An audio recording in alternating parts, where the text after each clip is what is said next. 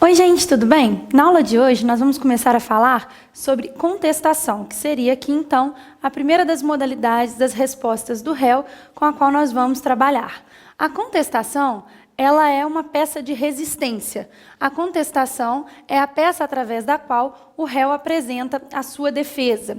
Então, na contestação, nós vamos perceber, o réu ele não formula pedido propriamente dito. Na verdade, ele apenas resiste à pretensão formulada pelo autor na petição inicial. Nós vamos ver que os pedidos que podem ser formulados pelo réu na contestação são pedidos muito atípicos, como, por exemplo, ele vai pedir a improcedência do pedido do autor, ele vai requerer a produção de provas, ele vai formular o pedido de assistência judiciária gratuita, ou seja, são pedidos bem atípicos, né? Ele não formula pretensão. A pretensão ela é formulada pelo autor na petição inicial. Na contestação, o réu resiste à pretensão formulada pelo autor na petição inicial. Vocês vão perceber que a contestação está para o réu no mesmo nível de importância que a petição inicial está para o autor.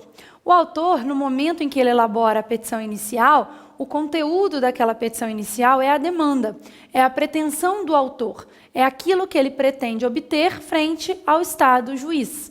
Já a contestação para o réu, que é a sua peça de resistência, é onde o réu vai apresentar toda a sua defesa. E nós vamos ver que ele tem o ônus de se defender na contestação, sob pena dos fatos não impugnados serem considerados verdadeiros. Então, regra geral, toda a defesa deve estar na contestação. Daí a importância de formular bem formulada essa peça, né? De redigir a contestação, uma contestação bem feita, bem consistente, porque é ali que o réu vai apresentar toda a sua defesa, ok?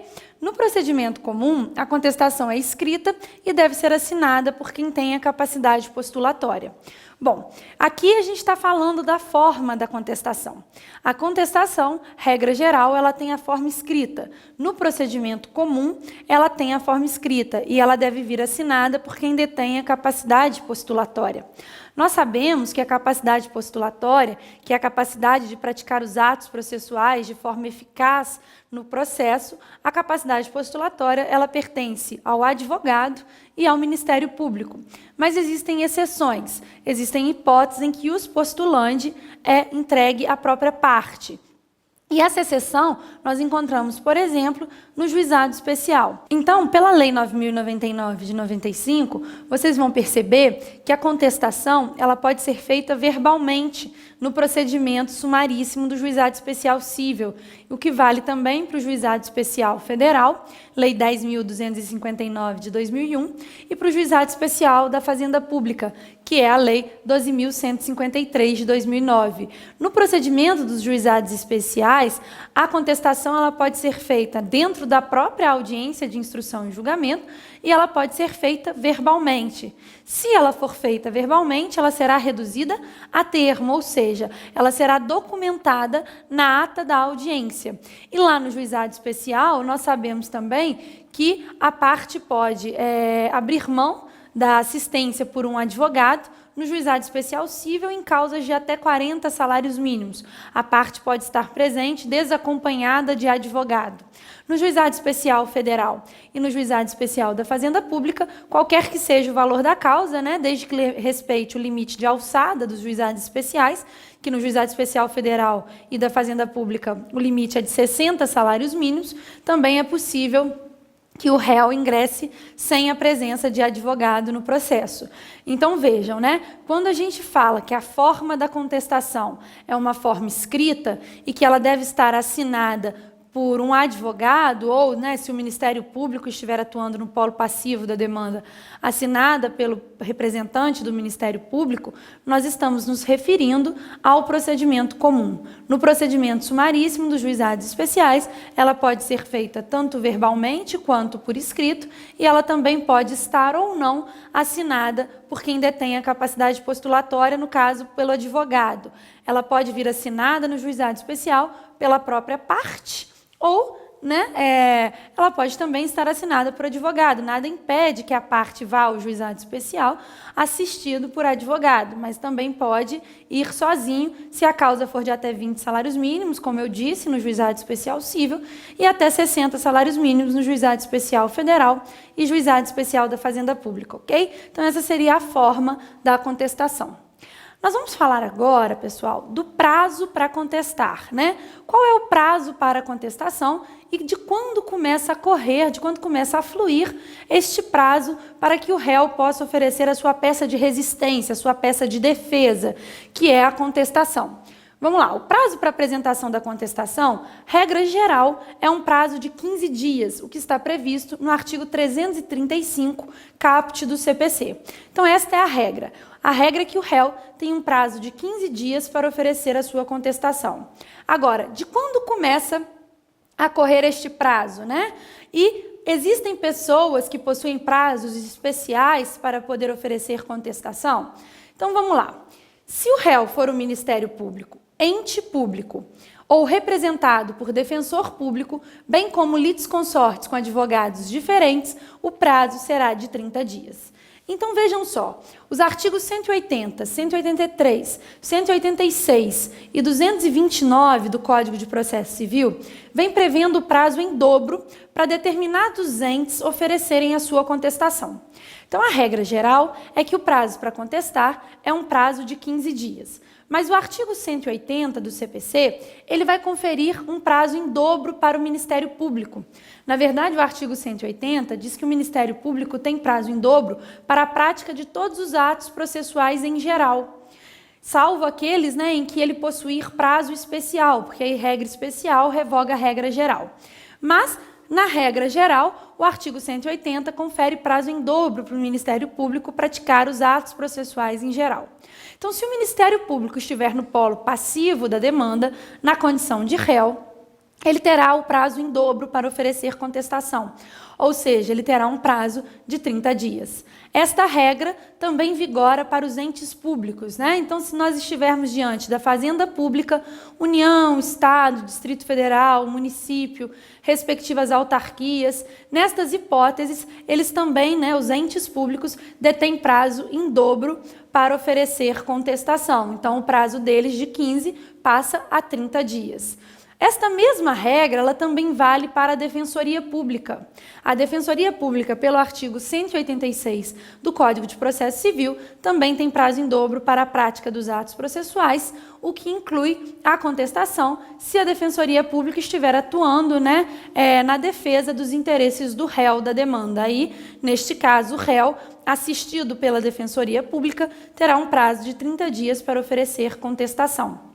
Vejam, porque a lei, né, no artigo 180, artigo 183 e 186 do CPC, confere prazos em dobro para o Ministério Público, para os entes públicos e para a Defensoria Pública. A justificativa principal é o excesso de serviço.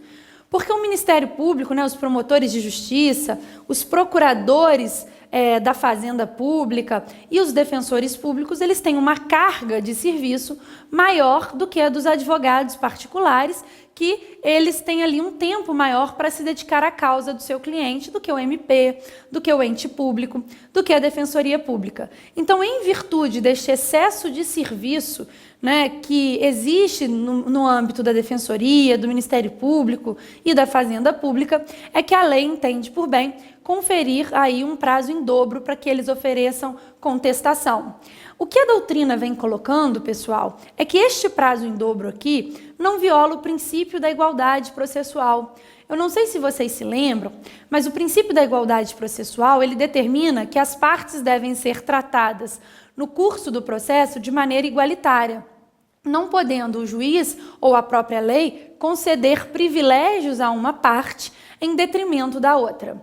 Neste caso aqui, o entendimento é que não há que se falar em violação ao princípio da igualdade processual ou da isonomia processual, porque pessoas diferentes estão sendo tratadas de forma diferente. Então, se vocês forem buscar lá no conceito de igualdade substancial ou igualdade material, que significa tratar os iguais igualmente e os desiguais desigualmente, no limite desta desigualdade, para que todos se tornem iguais perante a lei, vocês vão ver que esta diferenciação aqui, este prazo em dobro para o Ministério Público, o ente público e a Defensoria Pública, não se trata de um privilégio, mas de uma garantia jurisdicional que se justifica diante do excesso de serviço destes entes que possuem, então, o prazo em dobro para o oferecimento de contestação e para a prática de atos processuais em geral, ok? Então, este é o entendimento que vem sendo trazido pela doutrina. Não há que se falar em violação ao princípio da igualdade processual quando a lei, nos artigos 180, 183 e 186, conferem prazos em dobro para oferecimento de contestação e para a prática de atos processuais em geral, já que o excesso de serviço justificaria este tratamento aparentemente, desigual, mas que tem por objetivo permitir uma igualdade substancial no processo, um tratamento igualitário dentro do processo, ok?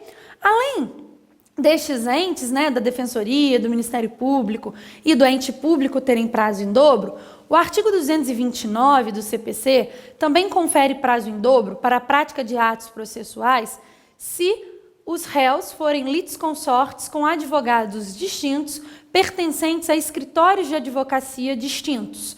Então, vejam bem, o artigo 229 diz: caso haja litisconsórcio no processo, nós sabemos que o litisconsórcio ele pode existir tanto no polo ativo quanto no polo passivo da demanda. Ele se forma no polo ativo quando nós temos 2 ou mais autores litigando ao mesmo tempo no polo ativo da demanda. Nós temos litisconsórcio passivo quando nós temos 2 ou mais réus litigando juntos no polo passivo da demanda. Então, aqui nos interessa o polo passivo da demanda, já que nós estamos falando da contestação, que é uma peça de resistência, que é a defesa do réu. E aí, se nós tivermos mais de um réu no polo passivo da demanda, e estes réus estiverem assistidos por advogados diferentes, e estes advogados diferentes pertencerem a escritórios de advocacia distintos, neste caso, os réus terão prazo em dobro para oferecer contestação. A regra do artigo 229, que confere prazo em dobro aos litisconsortes que tiverem advogados distintos, não se aplica no caso de processo judicial eletrônico. Então, cuidado com esta exceção, porque a razão de ser da norma do artigo 229 é para facilitar e garantir o acesso aos autos do processo. Porque nós sabemos que no momento em que o advogado do réu vai oferecer contestação, ele vai fazer carga do processo, ou seja, ele vai retirar o processo, os autos do processo da secretaria da vara, e ele vai levar os autos do processo para o seu escritório, para que lá ele possa formular a sua contestação. Se forem réus com advogados distintos, ambos terão o direito de fazer a carga dos autos do processo, retirar os autos do processo de cartório para poder elaborar a sua peça de contestação. E aí, neste caso, como é que fica? Se os 2 advogados vão querer retirar os autos do processo. Então, para facilitar, foi conferido o prazo em dobro, porque assim fica mais fácil dos advogados dos réus combinarem, cada um a seu tempo, retirando os autos do processo, a fim de elaborar a sua peça de defesa. É por isso que, se os réus tiverem o mesmo advogado, não há necessidade de prazo em dobro, já que a carga será feita pelo único advogado ou pelo único escritório de advocacia responsável ali pela contestação, pela defesa daqueles réus, de todos os réus. A mesma coisa no processo eletrônico. Por que no processo judicial eletrônico este prazo em dobro, mesmo que os réus tenham advogados distintos, de escritórios distintos, não vai ocorrer? Porque aí o advogado terá acesso aos autos do processo eletronicamente. E os vários advogados que estiverem atuando naquele processo na defesa de diferentes réus poderão acessar os autos do processo eletrônico ao mesmo tempo. Então, como não há essa preocupação com relação à carga dos autos do processo da Secretaria da Vara, no caso do processo eletrônico, essa regra do artigo 229 não se justifica no PJE, ok? No processo judicial eletrônico. Então, cuidado com essa exceção aí do 229. Ela não se aplica ao processo judicial eletrônico e também não se aplica se os diversos réus tiverem o mesmo advogado ou advogados distintos pertencentes a um mesmo escritório de advocacia. A regra só se aplica se os vários réus tiverem advogados distintos pertencentes a escritórios de advocacia distintos e o processo não for, processo eletrônico, ainda for o processo no papel, ok? Os autos do processo, em papel. Então, neste caso, nós temos a regra do 229, que confere prazo em dobro para o oferecimento da contestação. Cuidado com essas regras, viu, pessoal? Elas são importantes e elas costumam cair muito em prova. Então, prestem atenção nos artigos 180, 183, 186 e 229 do Código de Processo Civil. Continuando aqui, nós vamos falar agora sobre o artigo 335 e sobre o início da contagem deste prazo. Nós sabemos, então, que o prazo para contestar, regra geral, é um prazo de 15 dias. E isso está aqui no caput do artigo 335, que vai dizer: o réu poderá oferecer contestação por petição no prazo de 15 dias, cujo termo inicial será a data. Então, vejam, a regra, 15 dias, não é isso? As exceções, 30 dias para o Ministério Público, para o ente público, para a Defensoria Pública, para os litisconsortes que possuírem advogados distintos, pertencentes a escritórios distintos, desde que os autos não sejam em processo eletrônico, ok? E vamos lá, qual é o início da contagem deste prazo de 15 dias? O inciso 1º vai dizer: o prazo de 15 dias, ele começa a correr da audiência de conciliação ou de mediação, ou da última sessão de conciliação, quando qualquer parte não comparecer ou comparecendo não houver a autocomposição. Vejam bem, nós sabemos que no procedimento comum agora, no Código de Processo Civil de 2015, antes do réu oferecer contestação, será designada uma audiência preliminar de conciliação ou mediação, caso assim as partes o desejem, certo? Então, vejam só, o autor ele ingressa em juízo com a sua petição inicial. Se a petição inicial preencher todos os requisitos do artigo 319 e do artigo 320, se esta petição inicial não possuir qualquer irregularidade ou vício que impeça o prosseguimento do feito, o juiz, deferindo a petição inicial, vai determinar a citação do réu. O réu será citado para tomar ciência da existência de uma demanda proposta contra ele, tomar ciência do conteúdo desta demanda e, caso o autor tenha requerido expressamente na petição inicial, ou caso ele tenha permanecido em silêncio, para que ele compareça a uma audiência de conciliação ou de mediação. Então, ele vai ser citado para tomar ciência da demanda e do seu conteúdo, e ele será, no mesmo ato, intimado a comparecer na audiência preliminar de conciliação ou de mediação. Nós sabemos que a audiência será de conciliação se não houver vínculo anterior entre as partes, e ela será audiência de mediação se houver vínculo anterior entre as partes, nos termos lá do artigo 165 do Código de Processo Civil. Designada a audiência de conciliação ou mediação, o réu ele pode, até 10 dias antes da audiência de conciliação ou de mediação, protocolar ou protocolizar uma petição nos autos do processo, recusando-se a comparecer a esta audiência. Mas se ele não o fizer, ele deverá comparecer à audiência. Nós sabemos que o não comparecimento à audiência, tanto pelo autor quanto pelo réu, se isso se der de maneira injustificada, eles terão o dever processual de comparecer e, por isso, não comparecendo, deverão pagar uma multa, E esta multa, na verdade, aí é exatamente porque a audiência se trata de um dever processual e não simplesmente a parte vá à audiência se ela quiser. Se ela não quiser comparecer à audiência, ela deverá se manifestar antes. O autor na petição inicial, se recusando a designação da audiência, e o réu através de petição protocolizada nos autos do processo. Ambos não tendo se recusado, a audiência será designada.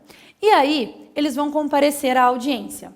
Se eles comparecerem à audiência e não houver acordo, finda a audiência, inicia-se o prazo para que o réu ofereça contestação. Ou, se qualquer das partes não comparecer à audiência e ela não se realizar em virtude da ausência das partes, também, Não comparecendo qualquer das partes, se iniciará o prazo, então, para o réu oferecer contestação. Então, vejam, a primeira hipótese é quando foi designada a audiência de conciliação ou a audiência de mediação e as partes nela compareceram. Neste caso, nós sabemos que pode ser realizada mais de uma sessão de audiência. Não necessariamente a audiência de conciliação ou a audiência de mediação se encerrará na primeira sessão. É possível que sejam designadas outras sessões se isso se fizer necessário à busca da autocomposição. A lei, ela não diz qual é o número máximo de audiências que podem ser realizadas. Ela simplesmente confere ao conciliador ou ao mediador a prerrogativa de designar outras sessões se entender que isso pode ser necessário para se alcançar a autocomposição. Então, designada a audiência, e as partes tendo comparecido à audiência, ao fim desta audiência, não havendo acordo, ou ao fim da última sessão designada, não havendo acordo, inicia-se o prazo para que o réu ofereça contestação. Se qualquer das partes não comparecer à audiência, também se inicia o prazo para o réu oferecer contestação.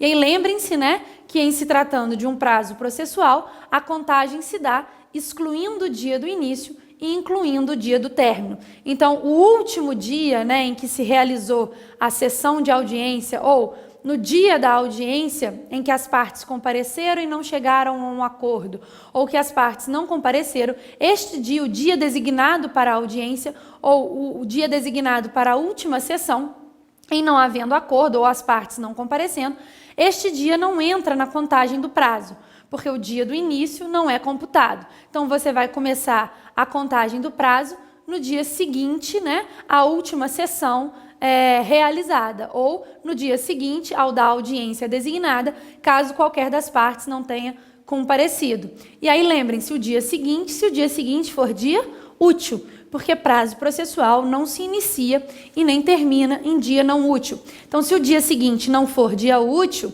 você prorroga o início da contagem do prazo para o primeiro dia útil subsequente. É dessa maneira que você vai computar aí, e fazer a contagem do prazo de 15 dias para que o réu ofereça a contestação. Agora, esta é a primeira hipótese do 335. O 335, inciso 2º, ele vai dizer que o prazo de 15 dias se iniciará do protocolo do pedido de cancelamento da audiência de conciliação ou de mediação apresentado pelo réu, quando ocorrer a hipótese do artigo 334, parágrafo 4º, inciso 1º. Aqui, o que o 335, inciso 2º, está falando para a gente é da possibilidade do réu recusar-se a comparecer à audiência de conciliação ou de mediação. Então, vejam, o autor ingressa em juízo com a sua petição inicial e formula expressamente o requerimento para que seja designada uma audiência de conciliação ou de mediação. Ou ele nada fala a este respeito na petição inicial. E nós sabemos que o silêncio do autor significa, segundo o entendimento doutrinário, que ele não se opõe à realização desta audiência. Neste caso, o juiz, verificando que a petição inicial preenche todos os seus requisitos e não possui irregularidades, ele determina a citação do réu para tomar ciência da demanda e do seu conteúdo e intima o réu a comparecer à audiência de conciliação ou de mediação, que deverá ser designada com uma antecedência mínima de 30 dias. E aí nós sabemos que até 10 dias antes da data designada para a audiência de conciliação ou de mediação, o réu, nos termos do artigo 334, parágrafo 4º, inciso 1º do CPC, ele poderá protocolar uma petição se recusando a comparecer à audiência de conciliação ou mediação. Se o réu ele peticiona no sentido de pedir o cancelamento desta audiência, porque ele não pretende nela comparecer, o prazo de 15 dias para que ele ofereça contestação começa a correr do protocolo desta petição.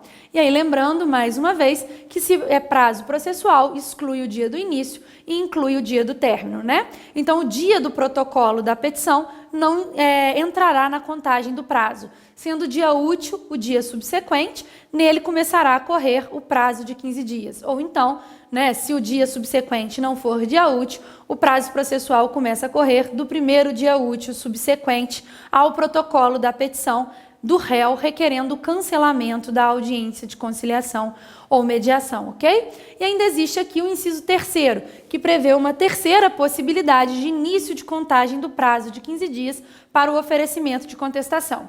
O inciso terceiro diz que o prazo de 15 dias se iniciará, prevista no artigo 231, de acordo com o modo como foi feita a citação nos demais casos. Vejam, o artigo 231, ele traz a regra geral de início de contagem de prazo a depender da modalidade da citação. Então, o artigo 231 vai dizer assim para a gente: se a citação for feita pelo correio, o prazo para a prática do ato processual começa a correr da juntada aos autos do aviso de recebimento devidamente cumprido. Então, o carteiro vai realizar a citação pela via postal, vai devolver o aviso de recebimento, para a central, para a Secretaria da Vara. A Secretaria da Vara vai anexar aquele aviso de recebimento aos autos do processo e da juntada aos autos do aviso de recebimento começa a correr o prazo para a prática do ato processual, aqui no caso, para a contestação. Se a citação for realizada, por exemplo, por mandado por oficial de justiça, o prazo para a prática do ato processual começa a correr da juntada aos autos do mandado devidamente cumprido. Se a citação for feita por edital, nós sabemos que o juiz ele determina um prazo para que o edital circule na comarca e dê ciência ao réu da prática, do ato processual. Neste caso, findo o prazo para circular o edital, inicia-se então a contagem do prazo para que o réu ofereça contestação. Se houver mais de um réu, o prazo para cada um começa a contar da juntada aos autos do último mandado devidamente cumprido ou da juntada aos autos do último aviso de recebimento devidamente cumprido, se a citação for feita por mandado ou for feita pelo correio. Então, o artigo 231, ele traz aí a regra geral do início de contagem do prazo para a prática de atos processuais. No caso da contestação, então, não será diferente. Não sendo o caso de audiência de conciliação ou de mediação, não tendo o réu requerido o cancelamento da audiência por meio do protocolo de uma petição, o prazo para oferecimento de contestação começa a correr da juntada aos autos do aviso de recebimento, se a citação foi feita pelo correio, da juntada aos autos do mandado devidamente cumprido pelo oficial de justiça, se a citação foi feita por mandado, fim do prazo para circular o edital, se a citação foi feita por edital, havendo vários réus, da juntada aos autos do último mandado devidamente cumprido, da juntada aos autos do último aviso de recebimento devidamente cumprido. Agora, quando é que nós vamos contar o prazo da juntada do mandado, da juntada do AR, do fim do prazo da circulação do edital? Vejam só, se o autor, na petição inicial, ele manifesta expressamente que não deseja a designação da audiência de conciliação ou mediação, o juiz não poderá designá-la, porque o Código de Processo Civil, ele respeita a autonomia da vontade da parte aqui. Então, se o autor se manifesta expressamente na petição inicial, dizendo que não deseja a realização da audiência de conciliação ou mediação, neste caso, o juiz não a designará. O que ele vai fazer, então? Se ele verificar que a petição inicial preenche todos os requisitos, que ela não possui qualquer vício processual, ele vai deferir a petição inicial e determinar a citação do réu.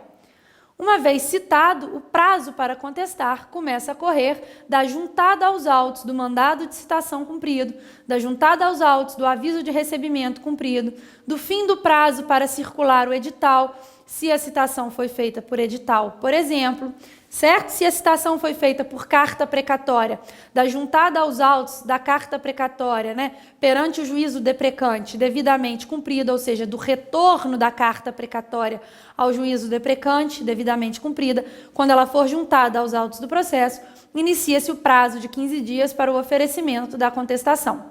Então, vejam que você aplica o inciso primeiro, se houve a audiência de conciliação ou mediação, ou se ela foi designada e qualquer das partes nela não compareceu.